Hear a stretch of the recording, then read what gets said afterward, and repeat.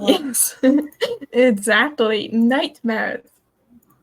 What we're talking about in this casual discussion group session of the Lucid Deep Dives. This isn't like the monthly roundtable. This is just a smaller thing that we're doing. Maybe just sharing dreams and experiences and talking about nightmares, maybe even sleep paralysis, scary dream experiences in general. So we're expecting a few more people, but this is a nice group already. Does anyone want to start with talking about experiences or first thoughts or anything like that?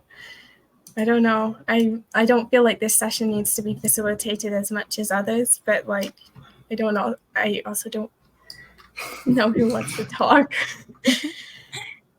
I guess, yeah. It would be good to have like a starting point, right? Like, what kind of nightmares do we want to talk about? Do we want to talk about the spooky, scary monster sort? Do we want to talk about the existential dread of like real things happening to you and you not knowing exactly in that moment whether or not that's like actually a thing or what's the flavor we're going for? The dread of boring work dreams. I think we can No. start by defining what a nightmare is to everybody, because I know everybody's scared of different things, but in general, it just constitutes of like a dream with negative emotions that has like a stressful impact on the psyche. And sometimes it could be, monsters and things. Sometimes it's more realistic things like kidnapping and death. So I guess it looks a little different for everybody. For sure. Yeah. Yeah, so like I guess what does everyone's nightmares look like? I guess I can start. Or do you want to like define it like because I agree with your definition 100%. I think Yeah. I think nightmares I think I might add that nightmares like stick around when you wake up. You're thinking about them, mulling them over. They have like you said, like a pretty deep impact on the psyche beyond just like the initial instance of it occurring. Yeah, definitely. They create like a real impact on your waking life. Sometimes it carries on the whole day if I don't take space to like separate myself from the dream a little bit. For me, writing it down helps me like create that space and get it off of my chest almost. That makes a lot of sense. Yeah. I guess for me, nightmares nowadays usually tend to blur dream and reality a little bit. There's either a pretty big breakdown or I'm dealing with something that's very down to earth and more difficult to get lucid from. The typical monsters and whatever that tends to get me lucid pretty quickly. And from there, they stops being a nightmare. Even like with like recurring stuff from like trauma dreams, I guess is one way to put it. Dealing with like active shooter situations, that kind of deal. Like that gets me lucid quickly, and I do wonder if like acting in supernatural ways within nightmares can kind of take away from like the potential therapeutic effects of like actually going through that situation and dealing with it, but I don't know. What about it gets you lucid? Is it the emotion or just the realization that it's not normal? Yeah, so it's kind of I always have like a very base level awareness ongoing, and when something extreme happens that triggers very strong emotions for me, and if I want to deny that that thing's occurring, I will search for reasons for why that is, and whenever that happens, I'm like, okay, yeah, this is a dream. I have access to abilities and other things to help me deal with this situation. So it's really just like the fear and like the strong emotions that drives me towards looking for a solution or a way out based on all available information. And part of that information is the very low level bodily awareness that I'm like actually dreaming.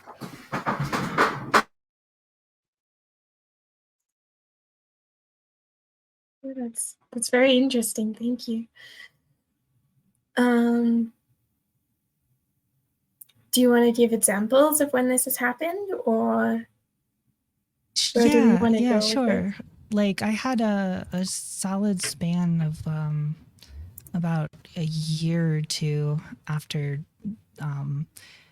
something happened during a work trip in Chicago where I was just dealing with these nightmares like constantly. Like I did just be a normal dream, and then there would be someone with a gun, and they would be, you know, it would be an active shooter situation, and I'd have to deal with that like frequently. Not super pleasant, but I developed a few ways and methods for dealing with it quickly, but I never really dealt with the underlying issue through the dreams. I had to do it through other waking life things. In a good place now, but it was definitely a stretch of time where those nightmares were pretty recurrent. So you were able to overcome these sorts of nightmares through working on it in waking state. And then Yes. Afterwards, what type of dreams did you get afterwards? Do you still get these types of nightmares sometimes, or are they completely gone? Occasionally they will pop up, but it's much rarer. Nowadays, nightmares definitely look more like getting a call where I learned that a family member, like my father or my mom, has passed away. That kind of thing. There's been a couple where the lines between like dreaming and reality are blurred, but that one, I'll probably see that one for later. It's a little bit more interesting. There's some setup there, but I kind of want to hear what like other people have experienced. I don't want to hog all the time here. Oh no, I was very glad to hear about that stuff. You know, it's a great place to start, basically. Does anyone want to speak to what MZ said or add something new? I mean, I could speak from my experience, if this is the time for that. You know, similar to MZ, a lot of my nightmares are based on like shooter situations or kidnapping situations, like somewhat realistic things that, you know, basically are not pleasant to experience.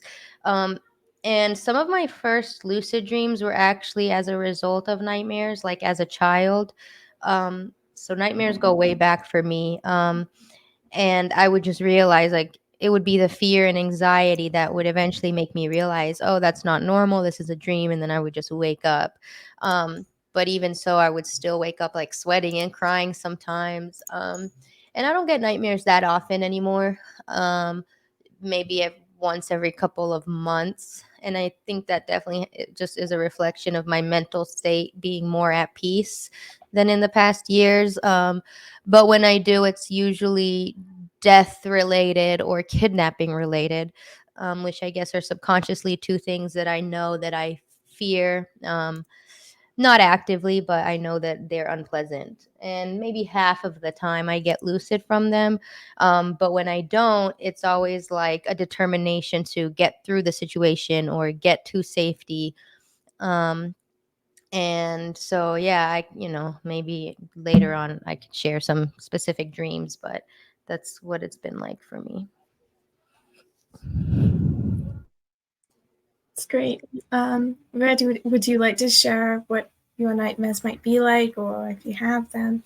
Yeah, I guess with me, all I remember is as a kid, I did have, more of those like monster nightmares or whatever, but also just being lucid makes it hard to get a nightmare, Not really scary when you know it's a dream. But yeah, I have had like a couple dreams that would be nightmares, but for different reasons. Like, yeah, like just being completely gross what's going on. So Even if it's a dream, I still don't want to be there. And in other situations where, just the characters, they act bad, you don't like their personality. So, things don't need to be scary monster for it to be a nightmare. Just like Music said of, like the existential stuff. That's the way to be a nightmare if you want lucid. Yeah, that's true. Yeah. Sorry, I was just gonna add to it. Oh no, I was just. The gross and shocking factors of dreams also, now that you said that, classifies as nightmares to me, because sometimes there's just something very weird or disgusting or like unsettling, that causes it to be a nightmare. And I've had a lot of sleep paralysis too, so I kind of classify that in the nightmare category because it's been scary, although that I'm used to it now, so it's not as scary to me anymore. Can you talk a little bit about your sleep paralysis experiences? I've only ever had it one time, so I'm like endlessly curious about like people who've had it like many times. Yeah, I've had it a lot. Particularly like when I would like have to wake up really early and then go back to sleep, and I would be in this kind of like liminal sleep state a lot. And they're kind of coupled with a lot of like false awakenings and just like confusing states of consciousness. And for me, what it's usually consisted of is not being able to move, but at first it was really scary, and I would like try to scream and wake up or call my roommate or whoever's around, and then I would have no luck. But over time, as I would just kind of get used to it, honestly, I'd be like, oh, this again, and then it got less scary. I've also experienced, the typical like feeling like there's like the shadow man in the room and stuff like that. That's never really scared me that much because I always kind of would walk myself through it like, oh, this is sleep paralysis, it's normal. And then eventually I would gain more lucidity in the situation, and just be able to stay calm through it and transition to a normal dream from there. So I've had it so much that to the point where sleep paralysis isn't even that scary for me anymore. It's actually kind of exciting now. So maybe I shouldn't necessarily classify it as a nightmare, but in the times when it's scary and uncomfortable, that's when I say it's a nightmare for me. Very cool. Hello, Myron. Hello. Welcome. Do you want to just like introduce yourself quickly and just say what you have to add to this topic? Maybe. Sure. if you want Yes. to. I've had a lot of nightmares in the past, so I guess I have some stuff I can probably talk about regarding this topic. Yeah, go ahead. And maybe we started off by talking about how we define nightmares and what they mean to us each. So, Well, when I was younger, nightmares used to be anything scary, and I think that definition can still apply now, except some nightmares aren't really like unenjoyable, even though they're scary. So I'd say what I consider a bad nightmare nowadays will be something that makes me feel unpleasant, such as pain or whatever. Because many nightmares is just me surviving against maybe a creature or just something happening, which is scary but also enjoyable, kind of like playing a horror game.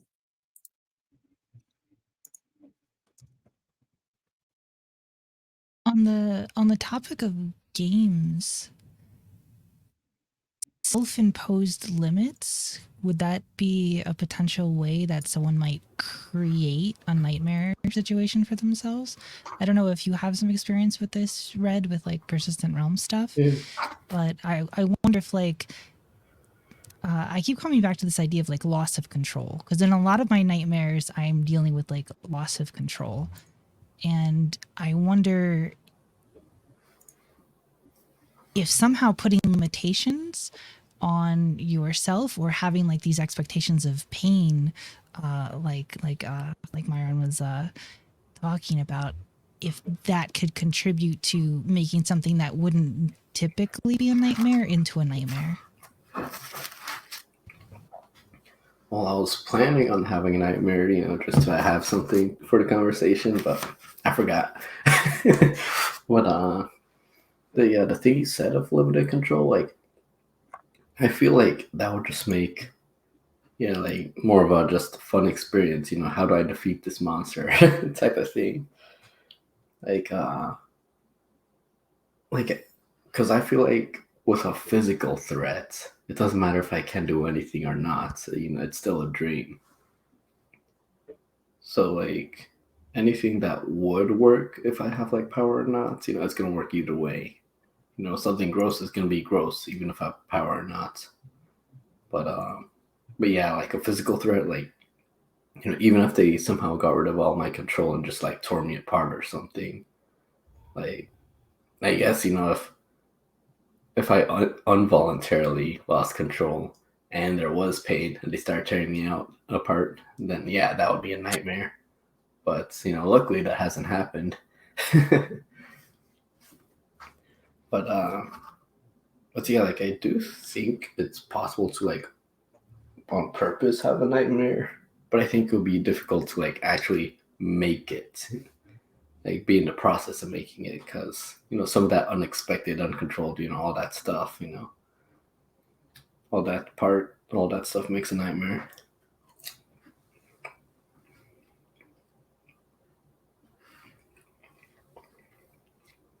It's cool. Thanks. So I don't really know exactly how to structure this because I can see I just wrote down quickly the amount of directions we could go with this topic. But I hate to like drive it off topic or make it like seem overly structured or something. But something we can talk about is I was just thinking of how do people find that their nightmares tend to end? That's an interesting topic, actually. Yeah, I could speak. Mara, do you want to start? Oh, go ahead if you want to go first. You can go ahead. I don't know. Okay. Usually for me, they have they either end in lucidity, in which case I just run away from the scene or fly away or literally try to change the scene to kind of mitigate the stressful feelings that come with it. And that helps me create like a middle ground between the emotions of the nightmare so it doesn't carry on with me throughout the day. The other way, if it doesn't end in lucidity, it usually ends abruptly, either right as something is happening, like right as I get shot, or right as like the big climax of the dream narrative is happening. Most of my nightmares are narrative based, so it'll be like I'm running from somebody or somebody's chasing me or whatever, I'm trying to escape whatever situation. So it either ends in lucidity or in like an abrupt way. And when it ends in the abrupt way, it's usually harder for me to kind of balance it out because I immediately wake up like in like a breath trying to process the emotions of everything that just happened. And then because I wasn't lucid, I just kind of have to bring myself back to reality. So that is more of a challenging transition than when I do get lucid. But yeah, a lot of times, sometimes as well, if it ends abruptly like that, or if I die or something, there's like a in between void of blackness right before I wake up, and that I kind of process it, but I'm still not fully lucid. I'm just like thinking, am I dead? Am I alive? Was that real? Like just kind of processing it. So yeah, it's usually one of those ways for me. I often find in the moments where I am waking up from a nightmare, usually due to like suddenly like dying essentially a lot of time, I'll realize what it is as I'm waking up and have a desire to go back in and retcon the situation. So that often nightmares end for me in like a almost like a deal where I'm going back into the dream to kind of deal with that situation again, like as soon as possible.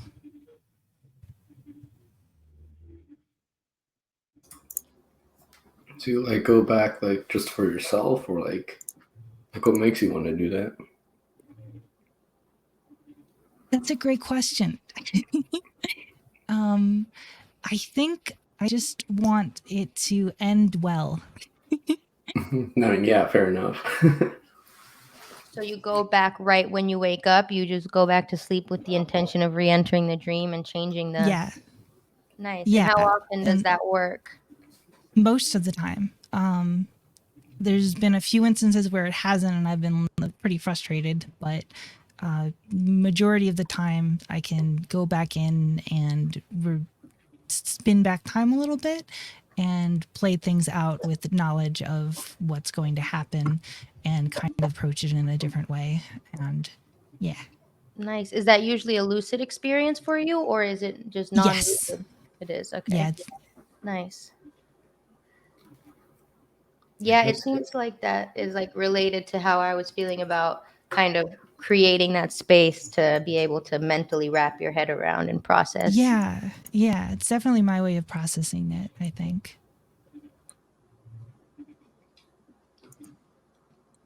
And I guess What like about you, Red? yeah. Cause yeah, like how I don't really get nightmares anymore, except yeah, like I mean years ago by now, all the gross stuff or whatever. But I don't know, I feel like it's just like an aspect of the dream. Like it doesn't lead me to waking up, or there might be a gross thing and then, as the night just keeps going on, and I just go on to other things and the gross thing's gone. But and yeah, I guess yeah, it's not like the entire dream is, a horror thing. It's just one little thing I didn't like, but it was enough for me to consider it a nightmare.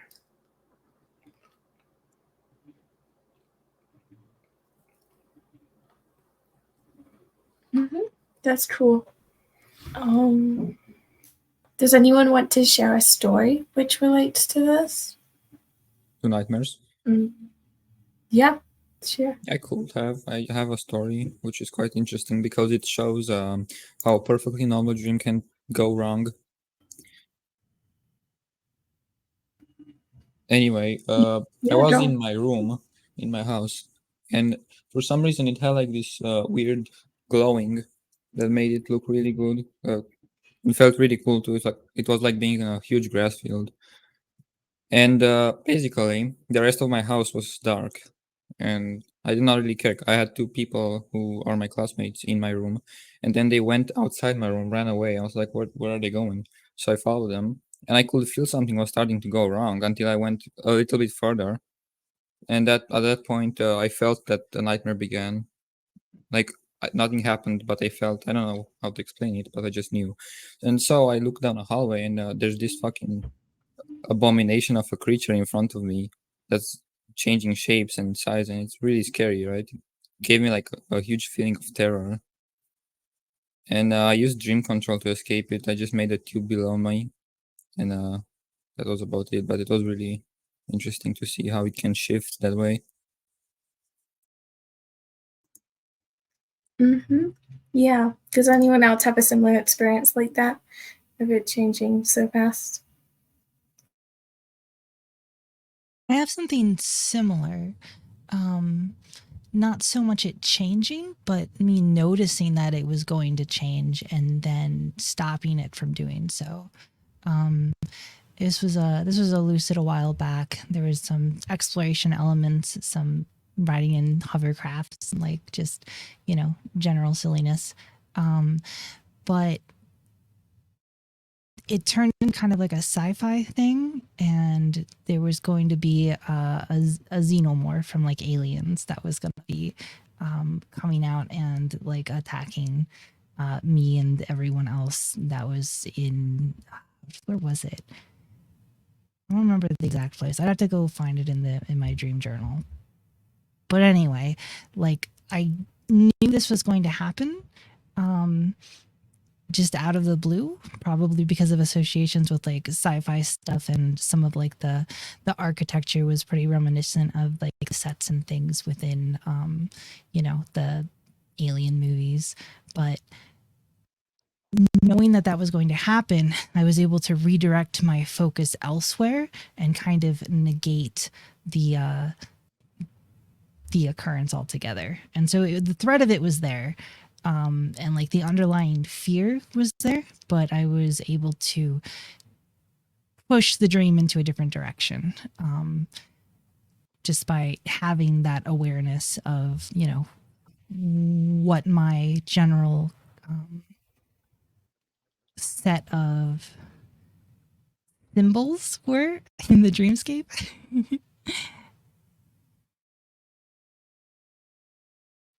I think is the most efficient way to put that.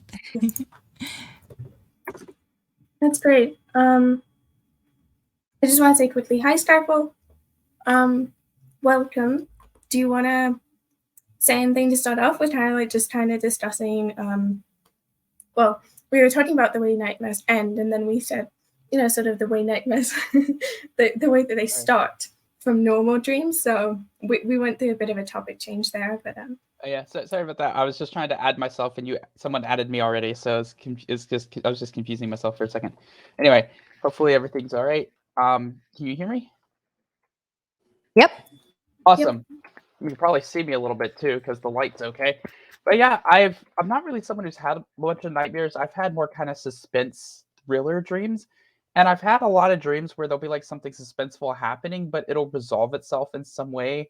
Like, I've had dreams where I've been in like a plane crash and then I just repeated the whole situation and fixed it. And I've had dreams where I've been in like fights with crazy, you know, like I've been in dreams where I was kidnapped by a race of, you know, slavers from the Star Trek game that I've played, and I ended up stealing their ship and flying it back to Earth's space dock. And yeah, so I've had dreams, but they tend to resolve themselves into, you know, into like the tension gets resolved in them. That's typically how my dreams go. So I don't really have like typical nightmares in a sense.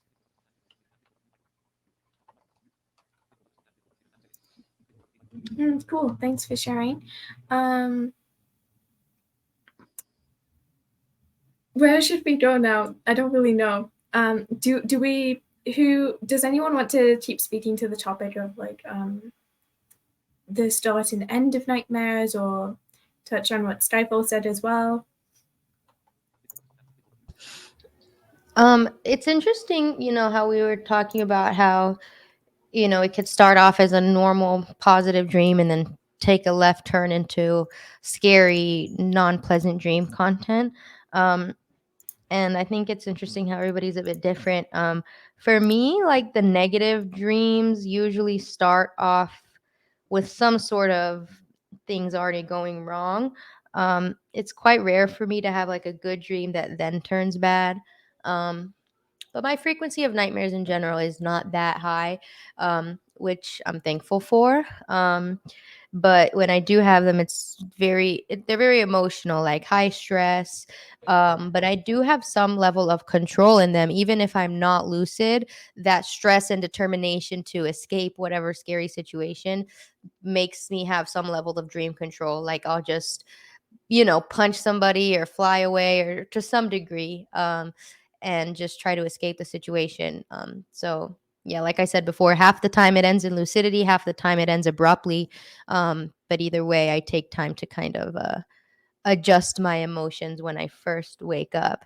And the more closely related it is to my waking life, like the more realistic it is, like somebody dying or something more close to the heart, those take more time for me to kind of process when I wake up. So yeah.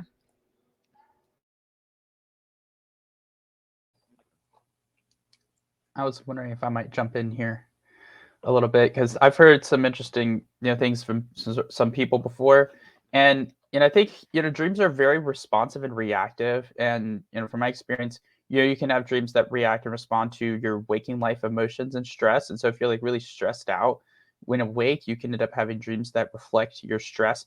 If I've been stressed out about something, I've dreamt of that thing before, and you know, kind of had those kind of experiences. I've had dreams where not really on the level of nightmares, but more like stress dreams where I'm like trying to take an exam in class or read something, but of course I can't read anything on the page, on the braille page. I can read something in braille and I'm trying to read it. I can't understand what I'm doing, or I'm supposed to take an exam on a topic and I don't know what I'm supposed to be doing. And so I've had dreams like that. I don't really consider those nightmares. It's not like a high level of fear. It's just more stress dreams.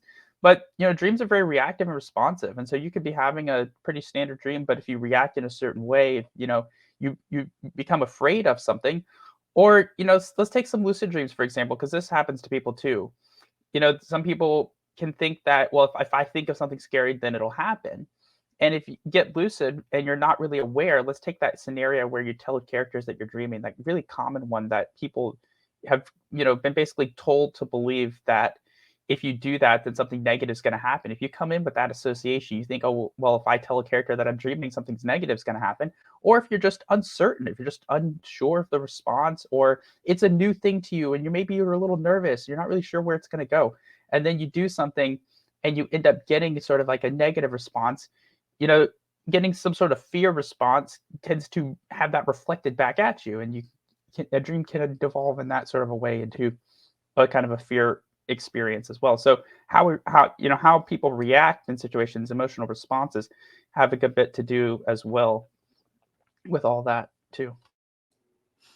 Yeah, that's a good point. And now that you say that, I'm thinking about just last night, I had like a stressful dream. And I guess I don't immediately classify them as nightmares because they're not like that high level of fear and dread or disgust. But it's always when I'm thinking of something or I have to do something the next day, like this, for example. I have a stress dream about either missing it or being late or not being able to access the internet.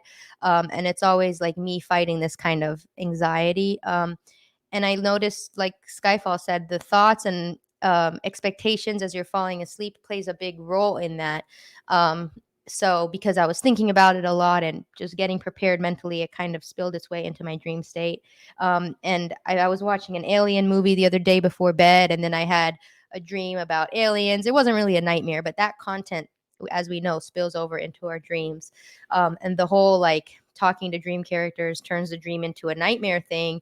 A lot of people have this experience, and I think it's because of that expectation that is set online with all this content being said about, oh, don't do this, don't do that in a dream. It sets people up for nightmares with that expectation, which is interesting. But for me, I've always had positive experiences when talking to dream characters. I think only once ever have they looked at me weird or turned on me or whatever. But even those, I wouldn't classify them as nightmares. So I guess it's interesting how everybody has different scales of what they would classify as a nightmare for themselves. But for me, it's a certain intensity of the emotion that has to be there that affects my waking life mood upon awakening. But yeah, I think expectation plays a big role. If you are convinced that, oh, doing this is going to give me nightmares, or sleeping on my back is going to give me nightmares, or whatever it is, as we know, beliefs play a big role in dream content. So yeah. Speaking briefly about setting up for nightmares, what is going on with Night Owl right now? I was going to ask that. Night Owl's in like some abandoned shed in the woods over there. Looks all the was same to running. me, guys. He His was camera Alright, is so- like in some something. creepy shed. Skyfall, I'll set the scene for you. I started the video running through the woods like a lot of my dreams start, running from something. And you turn left, you turn right, you go straight, always running. And then finally, you see a glimmer of hope. It's an abandoned building in the woods. You're not sure if it's more danger or a safe space. So I'm here now, keeping my eye on the entrance, making sure that if something finds me, I got my escape route planned. So I'm just sitting up in the rafters now. I think I lost him. So Don't forget the That's like 38. the most amazing thing ever. Yeah, that's kind of cool. But yeah, it's interesting on the dream character front. They're always positive for me. They're I tell them that I'm dreaming, they'll help me with dream control. It's always a positive experience. But yeah, Night Owl, if you're being chased, don't forget the 30-06 in the corner. You might need it. I'm good. My back is to the corner. Trust me. I know this shit by now. And I got a weapon too. So, yeah, I thought I'd pop in. I enjoyed the conversation, but I felt like I had to join because you all must be extremely well balanced in your waking life and have exceptional mental health, because I didn't hear enough fear mongering going on. And I think this is the one time where I really would encourage it and also end on a hopeful note. So if it's okay, Crystal, I'd really like to share some of my own personal experiences. I've actually prepared something I could read out to you if you're ready. Of course, yeah. Go ahead. This is all about like sharing, casual chat, this, that.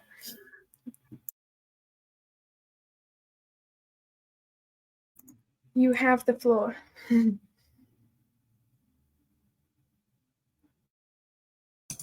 I think the nightmare monster got him. Yeah, Yeah. yeah. The shadow people got him. Uh-oh. Oh, yeah. Oh, he's He's alive. back. It's Okay, fine. you were Can you hear me? frozen for a Yeah. second there. So when I go off the screen, when I go off the screen, it actually freezes. So I'll just do my best to tell the story from memory. All right. So my history with nightmares began in childhood. Like a lot of kids, I guess it's a scary world we live in, and you're not really sure of who you can trust or what's going on some of the time. But for me, it was like Toy Story turned horror story, and my toys began to come to life one night. I remember this giant T-Rex I had. It was probably knee high to me now as a full-grown adult, but as a kid, it was quite the force to be reckoned with. And I'll never forget looking down my childhood home hallway and seeing nothing but darkness. I woke up that night afraid of my house, afraid of my toys, even afraid of the people who lived in my house because they were dream characters and I couldn't trust them when I was asleep. But as I got older, my nightmarish experiences didn't end there. I actually have a history of parasomnias, including sleepwalking, sleep talking, and sleep paralysis. And unlike Amina, I do not enjoy it. While I fully acknowledge that it can be a useful springboard into lucidity, my first true night terror came when I became lucid within the dream and found myself paralyzed. I had no control. I recognized I was asleep when my dad slammed the dryer door shut in the room adjacent to me, and it woke me up without opening my eyes. All I could see around me was darkness, and it felt like I was strapped to the most uncomfortable square chair you can imagine. Bound by the wrists and the ankles, I literally could not move. And all I could feel was my pinky finger kind of gently tapping on the side of my actual bed sheets in waking life as I frailed and panicked within the dream. My first instinct was to start screaming. Help! Help! Wake me up! Wake me up! I can't wake up! Get me out of here! And the more I panicked, it was like quicksand.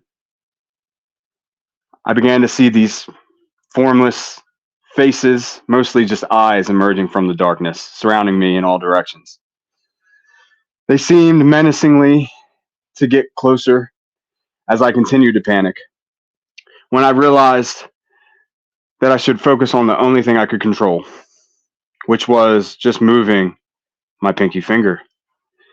So I began to focus on that little sensation. And before I knew it, the gentle tap of that finger on my bed turned into rolling out face first, flat onto my floor. Panting and out of breath, I immediately turned to my dad, who was still in the same room doing the laundry, and hysterically yelled at him, "Why didn't you wake me up? Didn't you hear me screaming?" And according to him, I didn't even make a sound. From that moment on, I determined to learn more about lucidity. I needed to take back control. And eventually, I did find a way to master my own lucidity for myself. But unfortunately, the nightmares didn't stop. In my past, a lot of my dreams are, like I said earlier, running from something, constantly running. But there's also these false awakening and limbo experiences where they seem just as real as waking life. My dreams aren't full of monsters and, fantastical beings. They're real life thrillers. And for lack of a better term, psychological torment. Over time, I've learned to grapple with these nightmares. Yes, enabling it to become lucid in moments. However, what I've recently discovered through talking with Sensei is that much like a soldier experiencing PTSD, present awareness is not necessarily the key to lucidity. And lucidity doesn't even necessarily mean control. So I began recognizing this hypervigilance. I started settling in to the here and the now without being too overly obsessed with where I place my focus. It's very important that I mention tools such as grounding, and me and Skyfall had a debate a while back about how reality checks can lend themselves to this practice. But meditation has also proven to help my mind cope with these nighttime traumas more than anything else. Finally, just recently, after leaning back into my dream journal, I've been recording my dreams for almost 3 weeks now. And that doesn't mean I've abandoned my dream work practice. Truly, I don't even strive for lucidity anymore. I'd much rather be a passive observer with conscious awareness, because I think that's where the true work with the subconscious begins. However, since I've started keeping my dream journal again, I've realized that the nightmares have never stopped. I began meeting with the dream therapist, somebody who is actually really helpful. Her name is Melissa Johnson, and she's starting her own podcast, The Dream Hub, which I can't wait to check out. But Amina actually introduced me to her, and at first I was skeptical because at LDI we believe only you know what your dreams mean for you. We're all about empowerment of the individual. And with an open mind, I still sat down to have a session with her and was amazed at the profound insights she led me to. Therapy is not just about being spoken to. It's about, getting these things off your chest. And now, after some really intense shadow work, I've realized that dreams are more than just what's on your mind. They're about what's on your plate, too. As a stay-at-home father who's recently lost his own dad, she led me to the realization that I have to father myself first. And self-love is so important, guys. She encouraged me to stop keeping a dream journal, or at least to start keeping a food diary, and to make sure that my body was getting the nutrients it needed. By focusing on my diet and gut health, I was able to not only reset my sleep habits, but I started to see a shift in mindset. It made sense in a way that only she could explain. She said, "Your subconscious is so dramatic. It literally thinks that you're dying. So when you go to sleep at night, your thoughts are a reflection of that fight or flight." And sure enough, with time and effort every day, making sure I sit down to enjoy a meal with my daughter rather than just running around and taking advantage of the free time, I've slowly started to resolve these nightmares. So all in all, I know I've got a lot of scary experiences to tell. And I actually struggle with sharing them because it does make me feel crazy at times. But I think through opening up and being vulnerable about some of these experiences, I can share this beacon of hope with you all, that you can learn to address the nightmares, because really your subconscious is just there to help you. It's trying to make you pay attention to something that you're not focused on. Wow, thank you for that. That was great. I'm sure we all have a lot of thoughts and things to add because that went over a lot of stuff, but who would like to start? Because I don't really want to facilitate this session, but I just realized, this is larger. This has more people in it than the last roundtable. And so I won't really try and facilitate. I just want it to be open discussion, but who would like to discuss? Hello. I'll be leaving soon in about 10 to 15 minutes max. So I just want to say some things before I have to go. But yeah, thank you for sharing that story, Nadal. I'm not sure if we had ever gone through the full story before, and so thank you for definitely sharing that and giving us a better understanding of what you've gone through. And this is where I think it's really important to understand the difference between lucidity and dream control. And it's been harped on before, but it's really prevalent here. because nightmares are a great example where you might have lucidity, but you may not have dream control, because emotions do play a pretty big role in your ability to control dreams. And so the really classic example that you'll hear a lot is someone being in a nightmare situation and trying to wake up and being unable to wake up. And that's because waking up in itself is actually a form of dream control. And so when you're in a situation where you're scared, where something is frightening to you, you're more likely to associate that with, whatever you're attempting to do to resolve it failing. And emotional, responses are a big part of that. They shape your expectations. You have an emotional response to something, it shapes how you see that thing. You could look at a person and have a particular emotional response to them, and that kind of shades what you think about that person, or how what you think that person might do, just in absence of, other data and other information. That can kind of shape your perception and your thoughts and your beliefs and your expectations about people and about situations. So emotional responses and emotions are important in that sense. And they're just important generally as well. And so I'm a big firm believer that dream control is self-control. It's the ability to control how you respond to situations, because by doing that, you can control how you perceive situations. And then when you're dreaming, because there is no external reality there, you can control the situations themselves. And so I'm a big proponent of that. And so, yes, I think that Night Owl, what you're doing is good there in that sense. I'm glad that you're able to work with kind of resolving some of those situations, and waking life, especially if something as serious as the stuff you were talking about, absolutely has an impact. And so I think it's really important to consider all of those things. So yeah, at the end of the day, dream control isn't lucidity. Lucidity isn't dream control. And ultimately, controlling a dream is really about self-control. It's about, being able to control how you respond and react to things. And it's not always easy for people. Yes, thank you, Skyfall. I really do appreciate that. And I think that's what these deep dives are all about, right? Especially the roundtables where we get to hear from so many different perspectives. Everybody has a different experience, and that diversity of experience is just as different as all of our waking lives. I will add this recent realization through, another great conversation with Sensei, and actually Tony too, who's an omni dreamer. They both actually led me to believe that we all experience persistent realms every night we go to sleep. They're a projection of our mind space. What do you guys think about that? And I'm open to any other questions about what I talked about. Unfortunately, I do have to go in 10 minutes myself, but I'm so glad I got to pop in here and share that with you all. It was a cool story. Thank you for sharing that. It added a certain gravitas to the discussion that I think was definitely lacking. Thank you. I appreciate that. A few years ago, I might not have been comfortable sharing it, but recently through this shadow work, I've opened up and become more vulnerable than ever. So I'm glad that I could, honestly.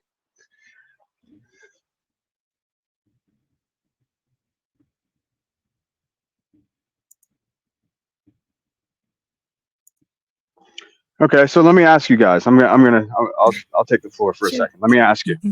So, what is the scariest thing you can imagine?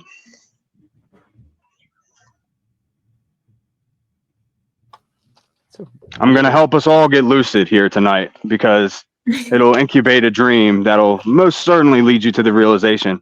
And then, like the Joker in my first, I'll call acquired lucid dream, one that I worked for and was really proud of, I had so much dream control that I think my subconscious populated a dream character that it knew I was secretly afraid of, and that was Heath Ledger's Joker.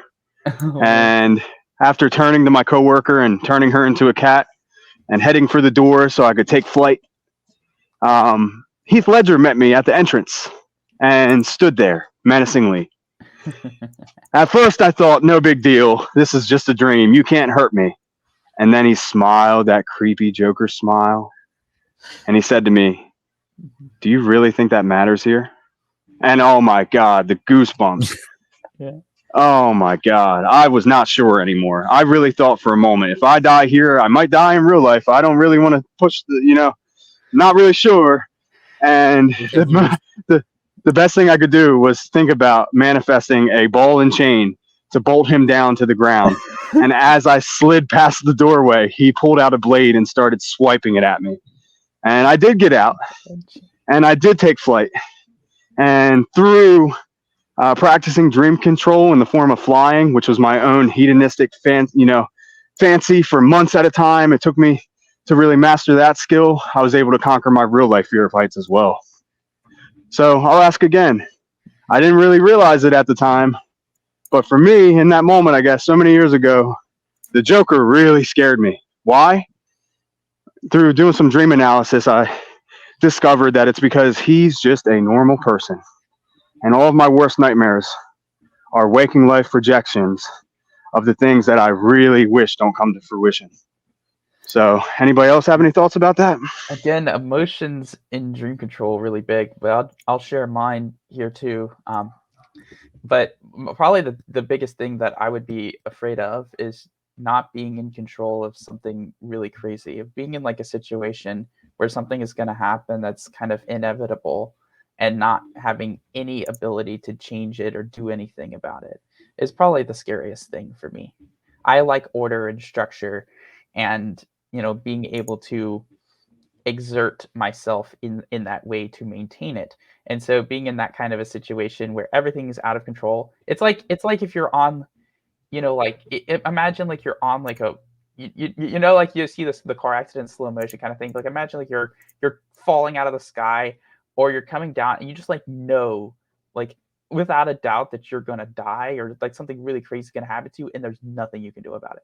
That's the thing that I would be probably most afraid of because there's nothing I could do about it, honestly. But, I in dreams, I know there's always something I can do about it. And so I've never really had a dream like that that's been totally beyond my control in that sense, because there's always something I can do about it. And, at the end of the day, it just comes, I don't, I've never really had a dream that's been like that crazy where, that's why I've never had crazy nightmares like that, is because I associate dreams with safety. Dreams to me are safe spaces. They are, places where I'm not actually going to get hurt.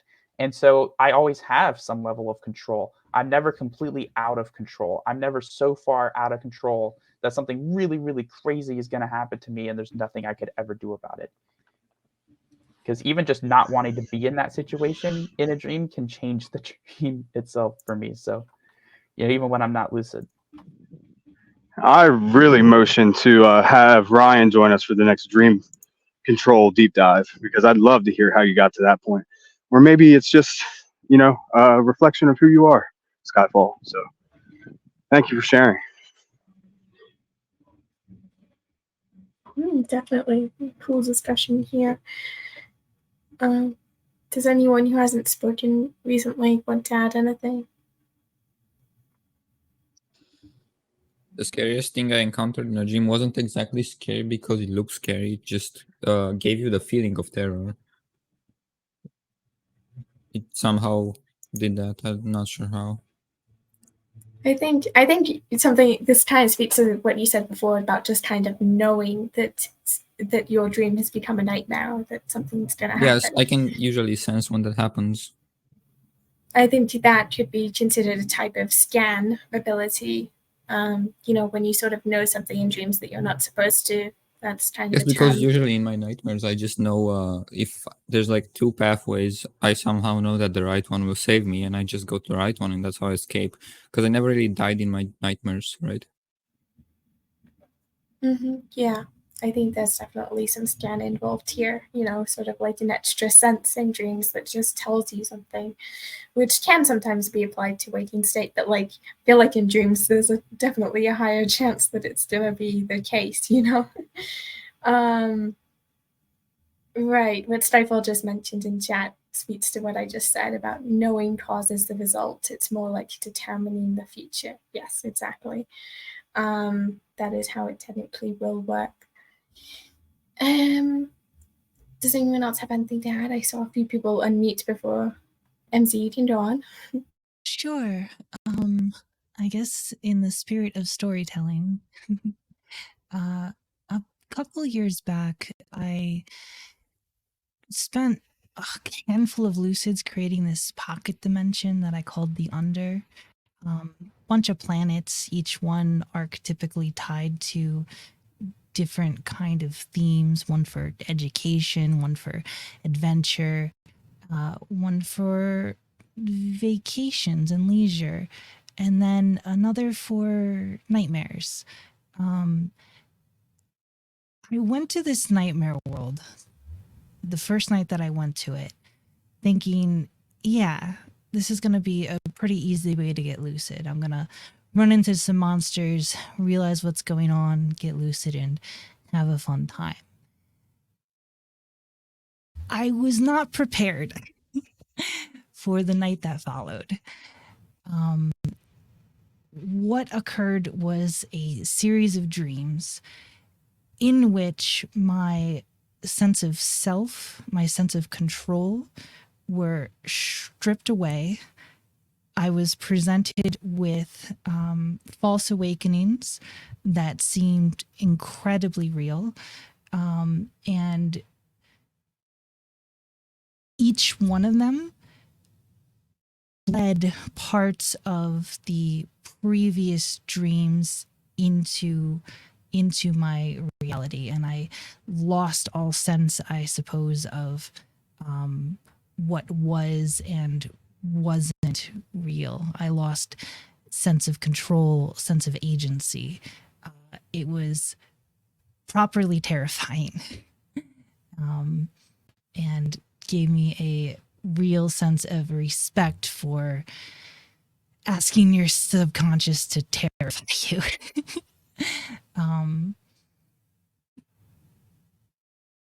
Yeah, so I guess the takeaway there is careful what you ask for, because you just might get it.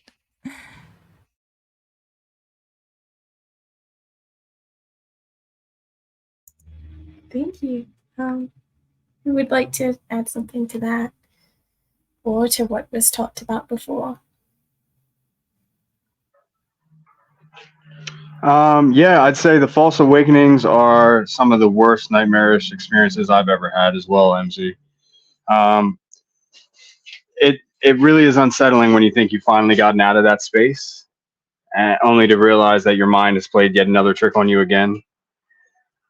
It really speaks to how convincing the dream world can be while you're in that reality. And I do have to go in 1 minute. So thank you all so much for the time. I will end with a little symbolism for you all. Since we are on the Dream Dojo, I'd like to just remind everybody watching and enjoying the playback to follow the official at Lucid LD Initiative YouTube page. They commented in the chat as well. Right now we have 18 subscribers and we just need to get to 50 in order to live stream there next time. So please go check out at LD Initiative on YouTube, and we'll continue to host all of our content there. Amina's done a great job at sharing all of the deep dives and putting some beautiful artwork over on that channel. So check it out. But as far as the Dream Dojo, since that is somewhat of my personal brand, I'll tell you guys that the Dream Dojo represents the way of the dream. And it's a metaphor for my journey from nightmares to lucidity with control. And the balloon in the center of the dojo, if you notice, it's also sort of like the unofficial logo. It's there in between the words. It represents a few things. First, it's a nod to the balloon from It, because Stephen King is my favorite horror author and has made some great movies through his literary work. Number two, it's a reference to my daughter, the beacon of hope I have in my own life, because I love Bluey. And there's an amazing episode called Keepy Uppy, all about trying to keep that balloon afloat. And the last thing I'll say is that I couldn't think of a better metaphor for the temporal nature of mortality. Carpe diem, memento mori. Thank you all. Hope you have a great day. Peace and sweet dreams. I am also gonna have to run as well, so I'm going to follow him right out the door and not let it hit me in the rear as I do so. Thank you guys for having us here, even though it's been very brief, and have a good rest of the day, and look forward to talking to you all later. Thank you both for coming. It was great to have you both, hear you both talk about things. So we'll see you around. Thank you. All right, let's see. Do you want to like jump into like a new topic or keep on touching on the topic which we were just talking about? Because I want to have it flow, but again, I do have some things set up as well. I think we can jump to the next thing unless anybody has a burning thing to add. Nothing burning here. Mhm. Hopefully. Knock on wood. Right. Okay. I do have a question for folks. Oh, sure. Was there any nightmare that you can speak to that you ended up enjoying at the end of it? It might have started as a nightmare, but it turned into something like enjoyable. And I guess, can you like detail that experience? Not necessarily that it turned into something fun, but the general nightmare might have been entertaining in a way. I kind of have. How so? Oh, sorry.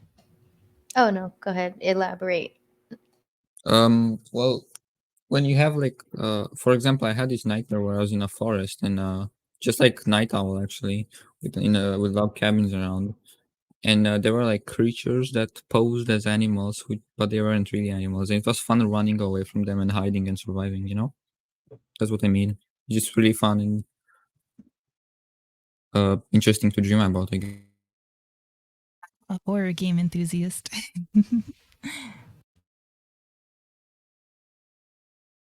That's pretty cool. What were you gonna say, Amina? Before I cut you off? No, you're fine. Yeah, usually for me, if it's a nightmare, it usually doesn't turn positive. But the last one I had kind of did. So I guess I'll share a dream story. I was like being kidnapped and they kept, just chasing me, but I was like running away from these people trying to prison me. And I kept trying to like call my mom and stuff. And every time I would run somewhere new, they would like find me somehow. And then even the police was like against me, so I just like couldn't trust anybody. But then eventually towards the end I become lucid, but even though I was lucid, I was still kind of like, dang, that was scary. Like I'm still kind of breathing heavy from all that, from running from these kidnappers. So I just fly away, and I fly up into the sky and the dream turns white, and I just like ask to see God. And I'm not like super heavy religious or anything. I was just looking for something to kind of bring me some inner peace to kind of mitigate the stressful feeling. And the whole dream just turns white and I see all these interesting fractal patterns. So it was kind of cool and it helped me transition a little bit. And then I just woke up shortly after. So it separated myself from the negative feelings of the dream, but it still sucked up until that point. So yeah, that was it. It's cool that you were able to turn it around though and still get an interesting experience. Despite the I guess that really comes down to like putting distance, right, between you and the nightmare. Even if you're not awake, you can still do it within the dream. Yeah, exactly. I was trying to think of the most positive thing I could think of, and in that moment it was like, let me see God, and then the whole dream just turns into like this white light, and then yeah. It did help though. What were the fractal patterns like? I don't even fully remember. It was just really random patterns in like the whole dream was white and then there was like all these black lines and kind of like glitchy movements. Yeah, I don't really know. It was random, but it was cool to look at. Nice. Yeah. I guess I can share like a recent story-ish. So was having like a string of wilds recently. I ended up dealing with like Shadow Thrall from like Destiny. The first one, I ended up like having like a physical confrontation with it with like no real control. Ended up yielding back in, and there was like a whole group of them just like in my like living room / kitchen area. threw a fireball from D&D at them, cleared it away, and just like ran outside, like, and flew away and just tried to, put distance, because I didn't clear out all of them, and I wasn't really feeling like, having too much of a fight there, especially since the entire house was just like filled with darkness and everything else. Up at like a poolside beach party. It was a very odd transition from like clearly spooky stuff that I felt a certain way about, and then suddenly there's just casual party stuff happening. I'm just like, okay, I'll take this moment to relax. It was nice. The first part wasn't nice, but the rest of it was nice.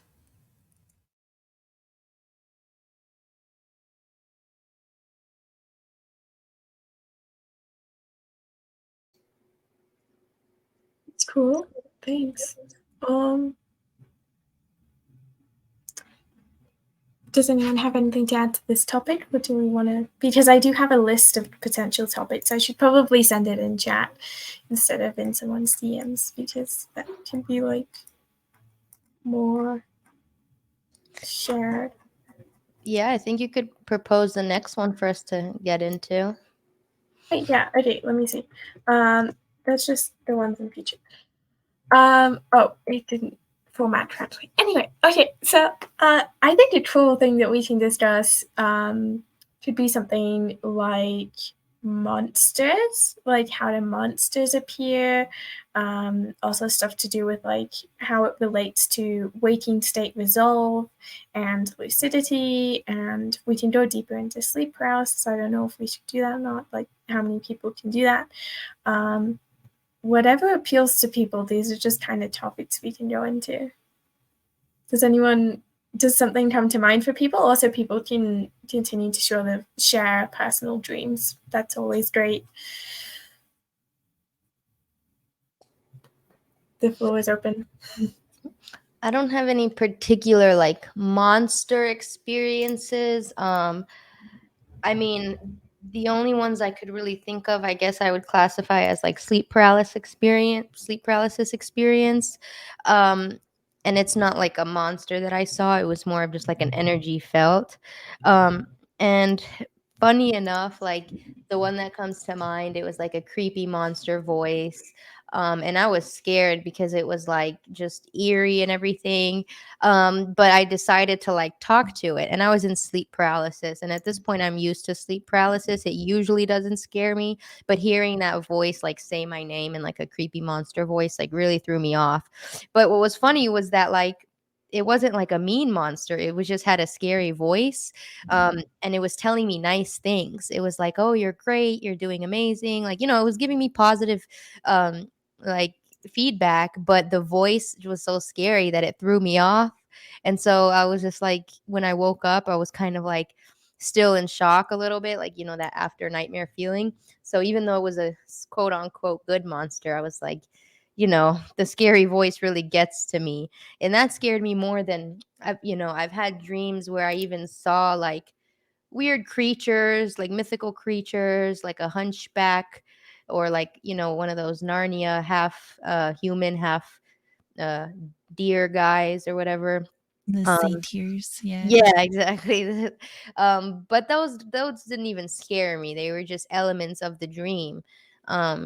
But for some reason that creepy demon voice really got to me, and the fact that I couldn't see it, it was like in my head, but it was nice at the end of the day. So I guess it's all about like what do we label things as that makes them scary, like when it comes to monsters and such, which is why I asked earlier in the chat if anybody has ever confronted like a dream monster chasing them or whatever, because I've noticed that when you turn around and start talking to them, it gives an interesting reaction. And another time that it happened to me, I asked like the sleep paralysis shadow figure, like, who are you? And it told me, I am you. And that was kind of interesting. And I was like, okay, that makes sense. You're a part of me. So I'm only scared of you because I don't know what it is or whatever. like whatever I consider scary, like a staticky deep voice, it's all about my mentality and labels that makes it scary to me. So the unknown is scary. But yeah, that's my experience. All my nightmare monsters aren't good creatures. All of them are mean to me, unfortunately. And I have begun writing about some of them. Yeah. Many years ago, I tried to like befriend one of the like monsters or demons or whatever that was harassing me. And despite trying to be friends with it, it was still like trying to find ways to be very mean, just in more petty ways than it was before, which I found interesting.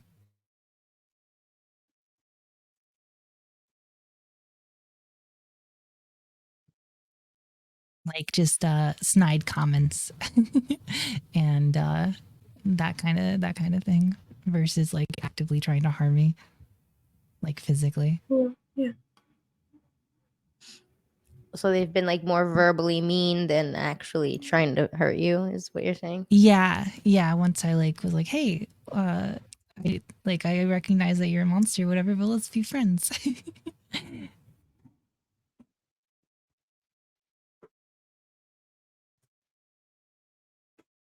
That's cool. So, how many people here tend to sort of find resolve or confront their, like, specifically the things which happen in their dreams?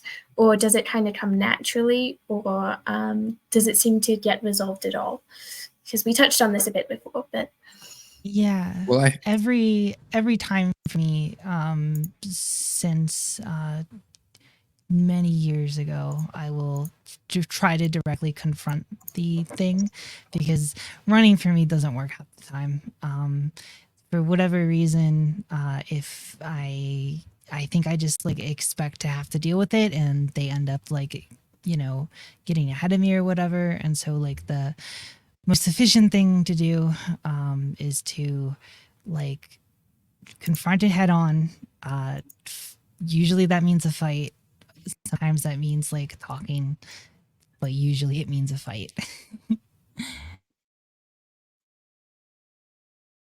I've only ever confronted my nightmare monster once, and I don't know if I can call it confronting, because it was more like using what I had of dream control to just escape. I think I already said it before, but at the beginning of the session, I described one of my dream, and I said that there was some monster at the end of a hallway. Well, that monster that was changing shape, it looked really interesting. It was kind of like a biblically accurate angel in the way that you couldn't really comprehend what was going on, so your mind was just making up stuff and movements. But basically, the thing there gave you this sense of terror and dread, and it wasn't. Uh, it kind of felt like it was giving it to you, not necessarily you got it naturally. But what I did was I used my willpower, which I don't usually like use dream control in nightmare because I can't. It's just like me. But this time I just summoned a slide under me so I could escape, which was kind of interesting because it never happens in a normal nightmare.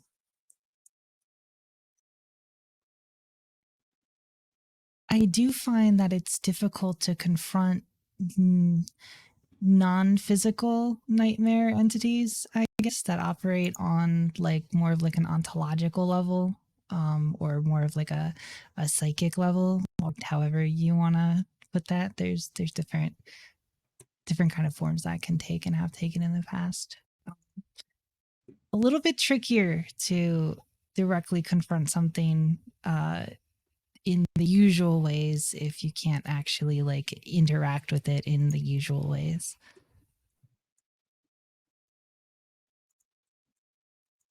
Yeah, I mean, most of my monsters in nightmares are just abominations. I wrote about one of them, and it's kind of like a 3 meters tall humanoid monster, which is rotting and whatever, but it's really fast and whatever. But basically, it just, you cannot escape that or confront it. You have to, actually, you can escape it, but you have to be real. You have to use your survival instincts in dreams and scan or whatever. But generally, they're hard to escape.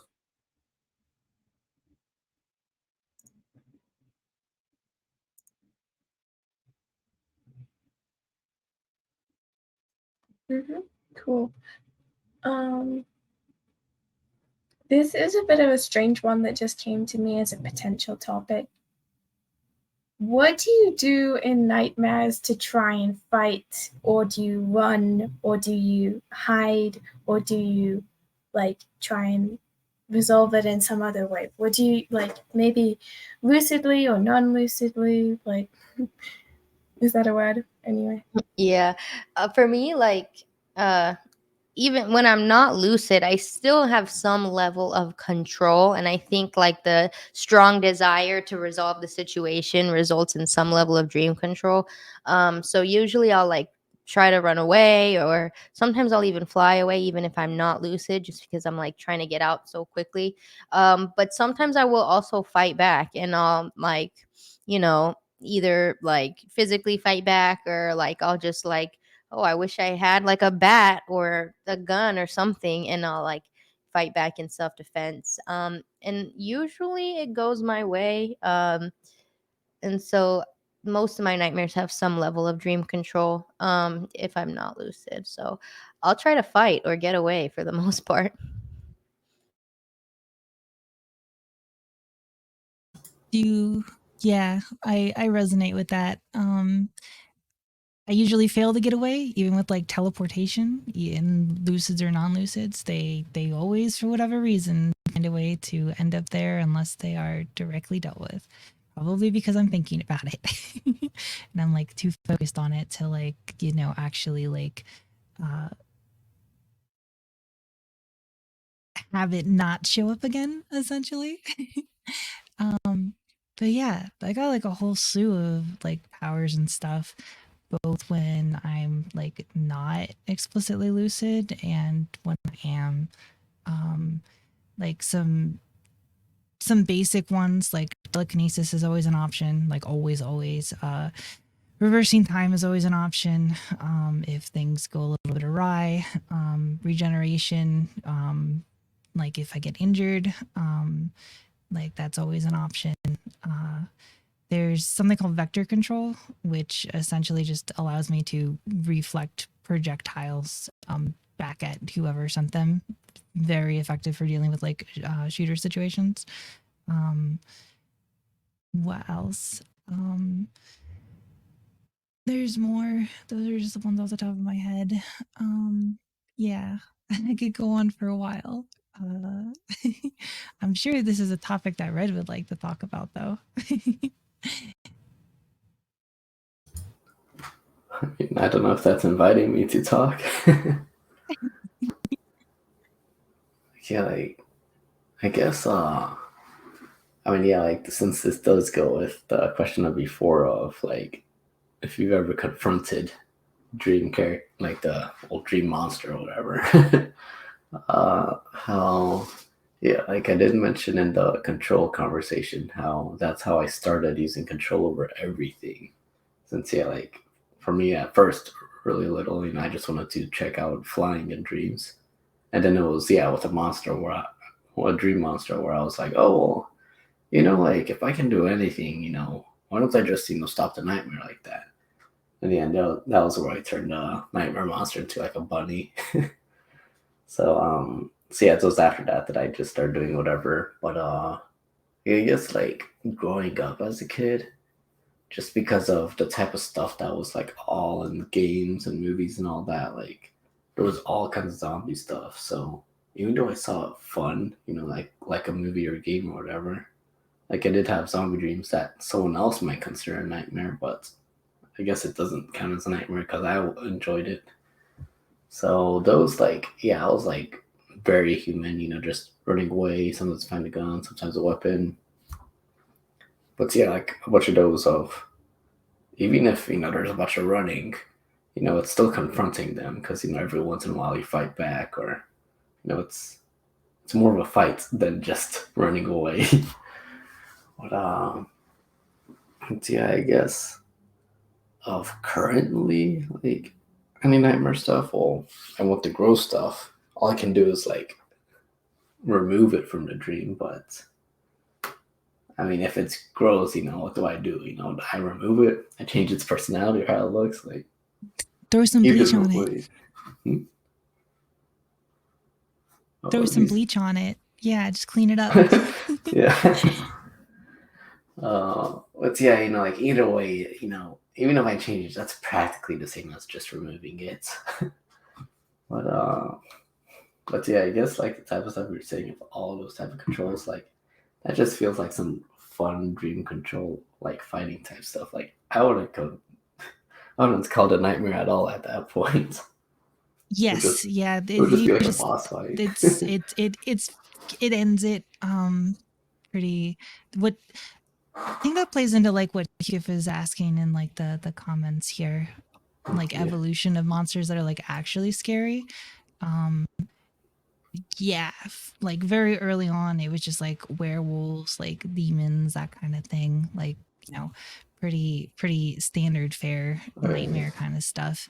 Then, that turned into like more real life stuff. And then as the creatures progressed, like now even like the freaking what should be very simple to deal with, like little shadow claw things like that I mentioned earlier, have this larger void entity attached to it that is able to exert more ontological pressure. Which is, there's definitely spookier vibes there, especially when they like play into like personal spiritual beliefs and things like that. I guess that's true. Like, I guess my dreams usually don't go to that scale. Partially because I guess I'm not so interested in it. Like, just like how even in shows where, the characters get so powerful.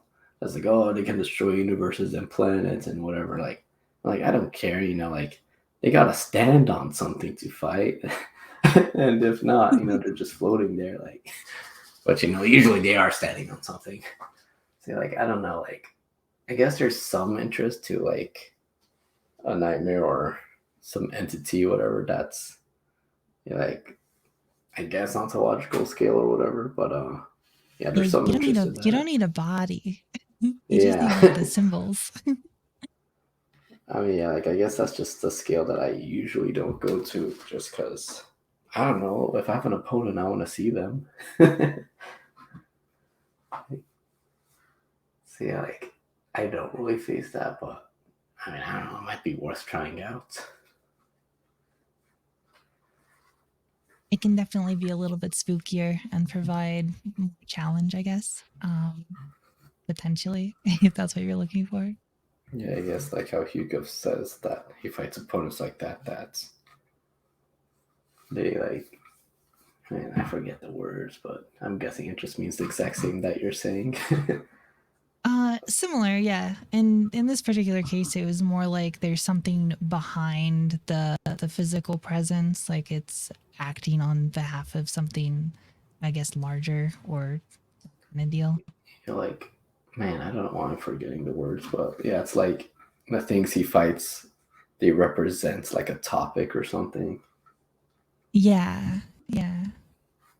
Like I'm like guessing some that's kind of core essence or whatever. Yeah. Ontological is more dealing with the deciding what is true and false in reality. Okay, that's something else completely. Oh, metaphysics. Yeah. Yeah. It's very, very metaphysics. Very metaphysics. Okay, I see, man. I just Googled up. This is the part of philosophy where I was like, I don't care, if it's real or not, it's here. For me, that kind of manifests as like actual competition of like ideas in my head, in my unconscious. And so there are like actual stakes in how it affects me in reality. I guess, yeah, we both see that completely differently.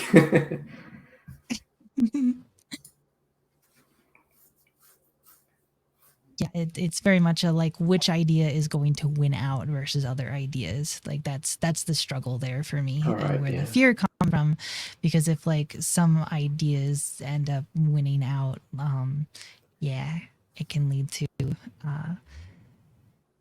sadness. Yeah. I guess that's fair enough. It's just, if somehow someone's like, "Oh, this thing's the Matrix," or this thing's not real, or whatever, I'm just like, whatever, real enough for me. But yeah, I totally get that.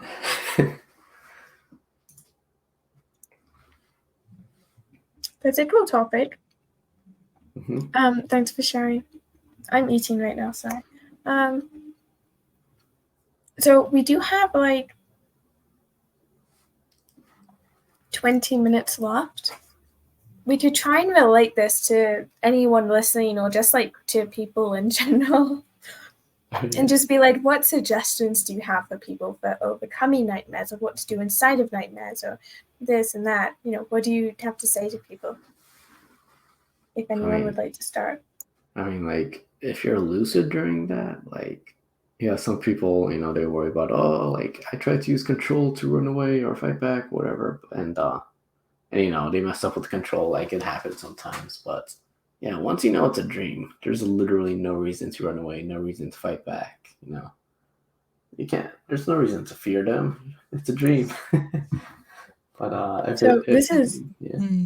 think that's easy to say, but in the moment when you're experiencing it, when you're in the midst of those emotions, this is interesting for me because, like, this brings up a topic that there's been some debate on in the community. I know that the idea that are lucid nightmares even possible? Because how could you be scared in a nightmare? How do you be scared in a dream if you know that it's a dream? But then, there's all of these other factors that go into it. And then you can also question level of awareness and the impact that your level of awareness will have on. Because if you're completely sure that you're in a dream, you're very high awareness, you're grounded, this, that, you can maybe have more control over your thoughts, feelings, actions, responses. Then if you were simply aware that you were dreaming and not, how do you say it? Like railing the dream, right? Where you just kind of go along with it. I don't know how you phrase that correctly. I just hear that term, okay? Please. Yep. It's a very technical term, getting railed, very technical lucid dreaming term, and that's all that it means. Yeah. What do I say? My own drawing. I was gonna say that I think when you see abomination of a creature in front of you, no matter how aware you are of the dream, I feel like there's a little bit of fearing,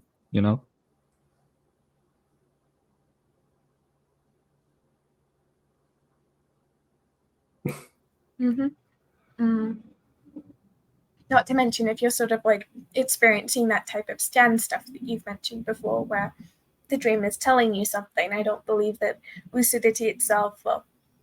In fact, lucidity might even make you take it more seriously than if you weren't lucid, but that's just a guess. I've never had a lucid nightmare actually, so I don't know. So that is to say, when you become lucid in a nightmare, what happens? It just turns into a normal dream, right? As you mentioned? Or... Well, I did not have a lucid nightmare, but when I did get lucid in nightmares, I just wake up because I don't want to be there usually. But sometimes they're nice. But I never got lucid in a nice nightmare, so yeah, unlucky.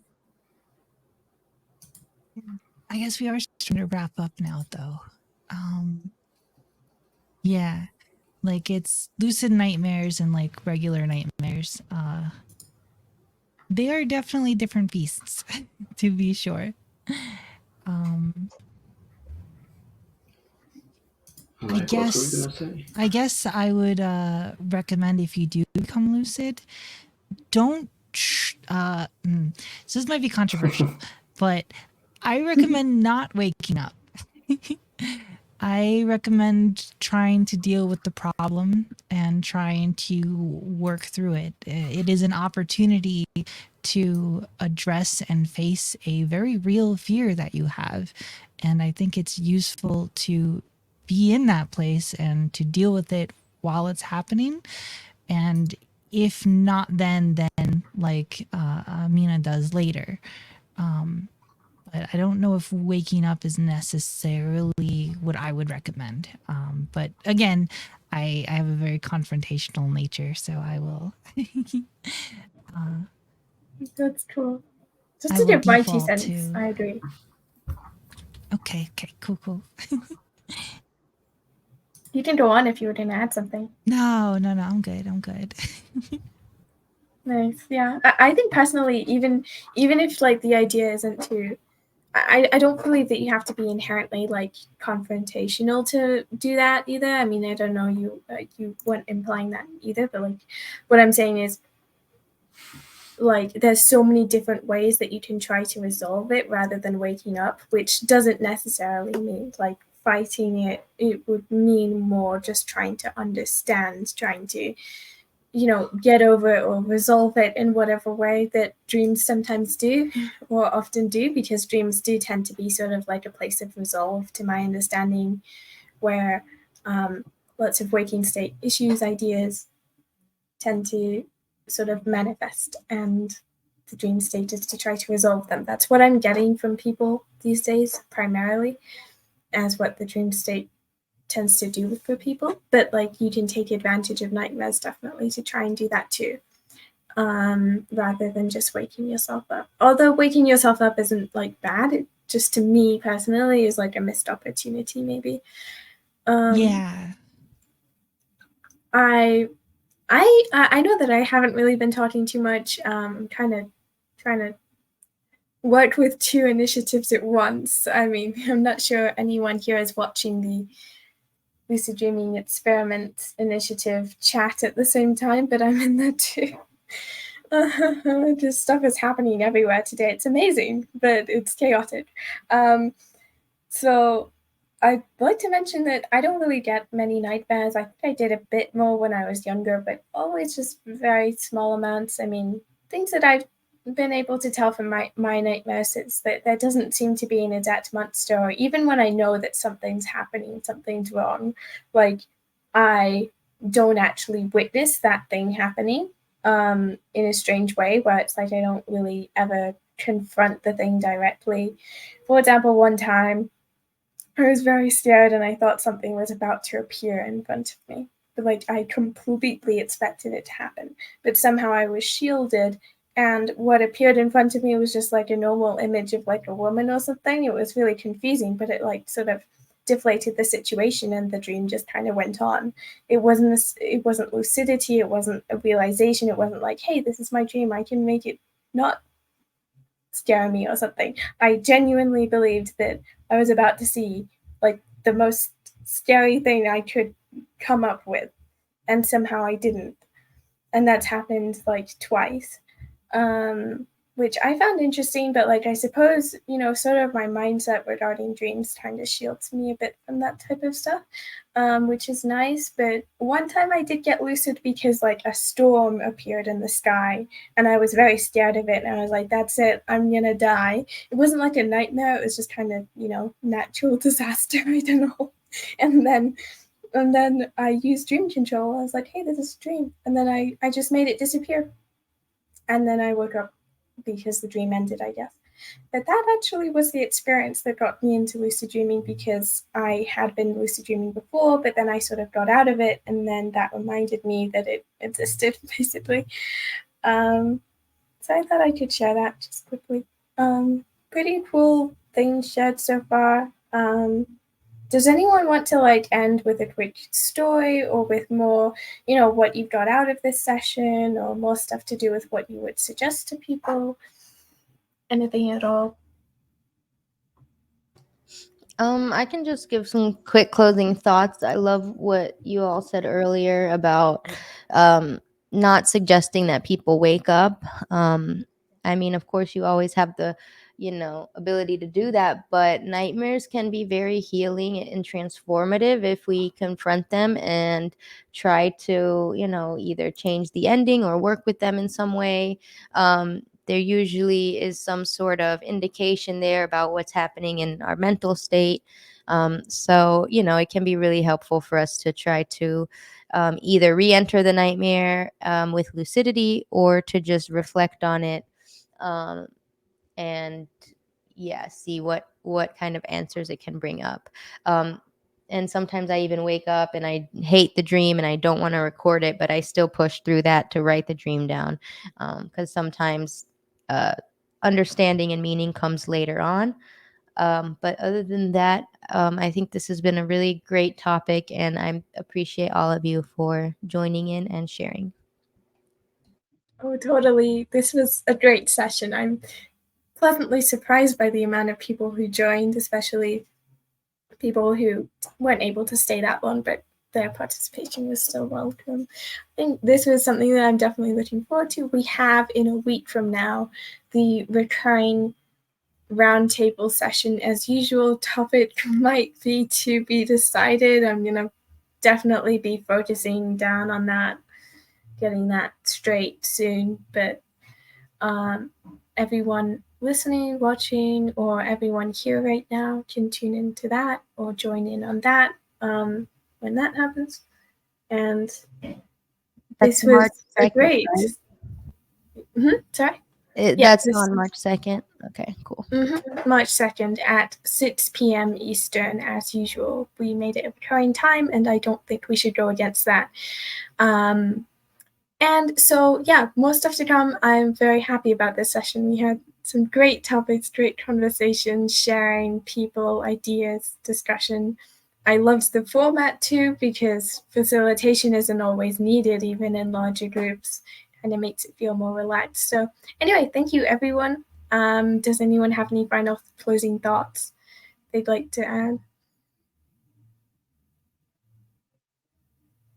I'd like to add that people should indeed subscribe to the Lucid Dreaming Initiative YouTube channel, because then we might be able to stream on there. You know, it would be really useful, because then they would always be in one place and less confusing. So definitely, I linked it. And either way, this replay will be posted on there. But I'm thankful for everybody for growing with us from the bottom up. We will eventually be going live on there, and it'll be very rewarding. Yes, totally. I'm just getting flashbacks to the last session where I was just smash that like button. I don't even know what to say. Well, anyway, there you go. Sessions always end in chaos. Well, okay, that's it probably. Smash that subscribe button on all of the channels where this is live, right? Because it's live on 2 channels and it's going to be uploaded to the initiative channel. Please do subscribe to that one primarily. Not just doing, just subscribe to all 3. But yeah, cool. Okay. See you and thank you, everyone. All right. Bye. See you then.